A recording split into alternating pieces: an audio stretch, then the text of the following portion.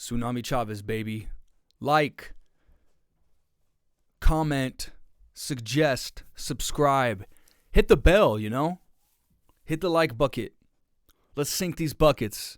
Tsunami Chavez. Man, I love reading local news articles. Here's another Idaho one. I'm not hating on Idaho. I like Idaho. I work in Idaho. It's cool.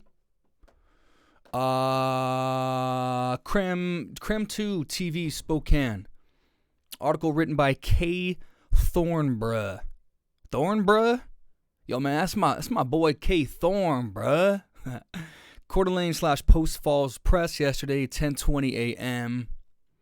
An Idaho man sentenced for deadly crash that killed a motorcyclist. This is the gentleman here who's, just blown out. This is Jake Gyllenhaal's tweaked out cousin, Rake Gyllenhaal. Man, this kid is just on a different level. He couldn't blink if he tried to. Let's get to it. A man who pleaded guilty to causing a deadly crash in 2018, so that's, 4 years ago, 2 years ago, 3 years ago, will spend up to a decade behind bars, as reported by Creme 2 News. Count 'em, 2 News, partner of the Coeur d'Alene/Post Falls Press. Joseph R. Bittner, Rake Gyllenhaal, of Athol, which is a city a town in Idaho. It's basically, if you have a lisp, it's basically asshole if you're Mike Tyson. Asshole, Idaho. Athol, Idaho. It's a brilliant name for a town in Idaho. Thank you, Mike Tyson. Pleaded guilty to vehicular manslaughter, a felony punishable by up to 15 years in prison. Some parts of the country, they call it prison. Here we call it prison. Washington, Warsh, Bag, Tag, Bag, Tag. Shit's just all cloudy. First District Judge Lansing Hayes sentenced Rake, that's Rake again, Joseph R. Bittner, sentenced Bittner Rake last week, which would be last week, because this article was written yesterday, to 10 years in prison, with 5 years fixed and 5 years suspended. Which means, I don't know what that means. I just know that 5 plus 5 normally equals 10. Hayes opted to retain jurisdiction in the case. That means Bittner, okay, here we go. That means Bittner, Rake Gyllenhaal will spend up to a year in prison, a prison treatment program called a Rider, Ambitions of a Rider, before Hayes decides to release him on probation or send him back to prison. The charge stems from July 2018.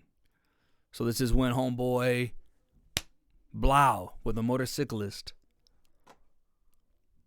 Idaho State Police said Jesse Villa, this is the victim, the deceased, 68, of Torrance, California. So, man, was traveling west on Highway 53 when Rake Gyllenhaal's truck hit his motorcycle.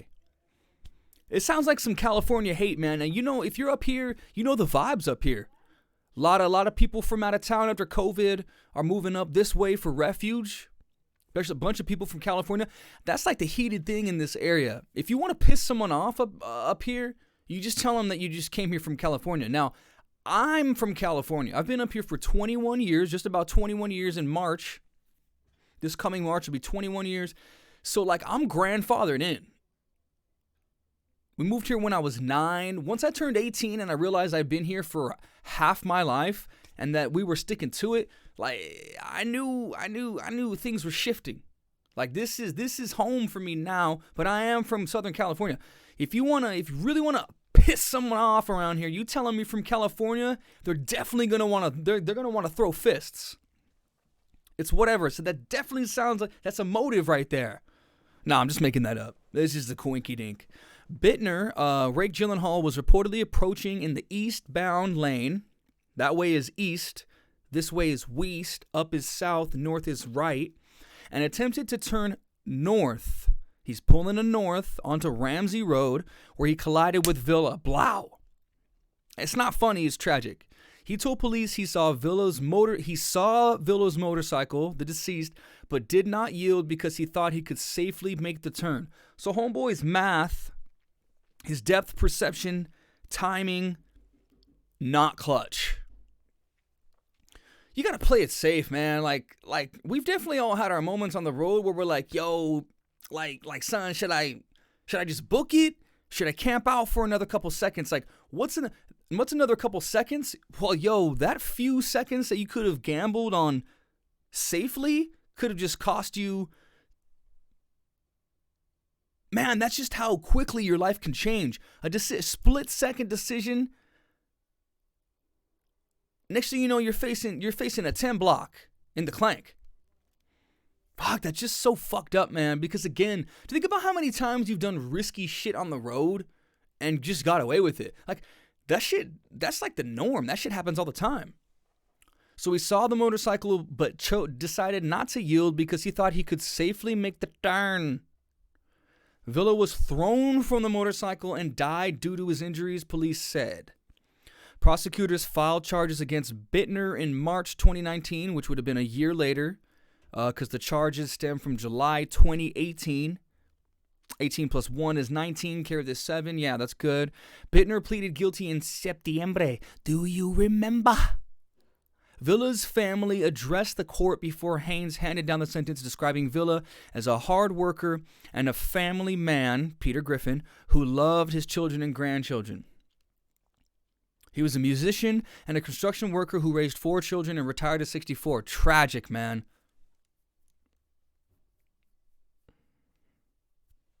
Sucks. Everywhere he went, people loved him, quote, said Suzanne Villa, Joseph Villa's wife of 37 years. 37 years down the tank because homeboy decided to gun it when he should have just sat. I miss him a lot, of course. After his father's death, Jesse Villa, the son, said he's had to step in as the patriarch of the family.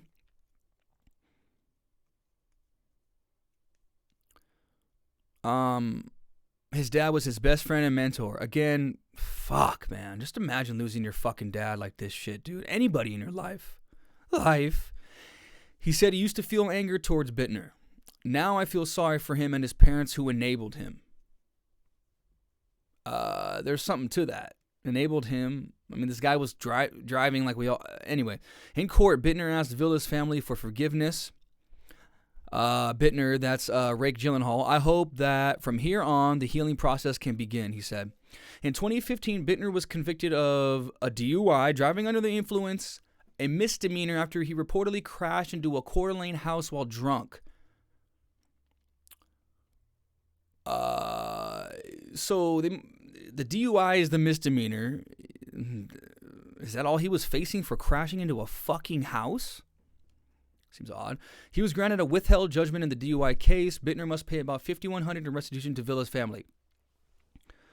Let's hit the brakes here, brother. I'm no stranger to DUIs. I've had 2 of them. The first one was so fun, I decided to get another one. Okay.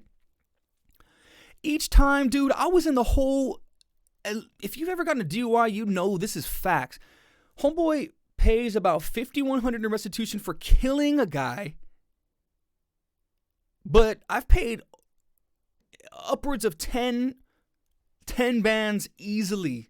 After everything's all said and done, treatment, probation, all this shit, brother. So you end up paying less money for killing somebody than you do just getting a normal DUI. Go figure. Upon his release from prison, Bittner's driver's license will be suspended for 3 years. Kosher nuggets. Since 2018, Bittner has been charged with... Since 2018, which is when this vehicular homicide took place, has been charged with multiple drug-related crimes, including felony possession of meth and heroin. Shocker. Again, Homeboy is just fucking spun all the way out. Look at this guy. Again, he couldn't blink if he tried. His eyes are glued to the top of his head. This guy is just... So he's getting caught, busted for that tweet girl, stay up all week girl, and horse. Smoking horse, smoking shard. This guy just partying, dude. He pleaded guilty to 2 counts of possession of a controlled substance, for which Haynes sentenced him to 7 years in prison.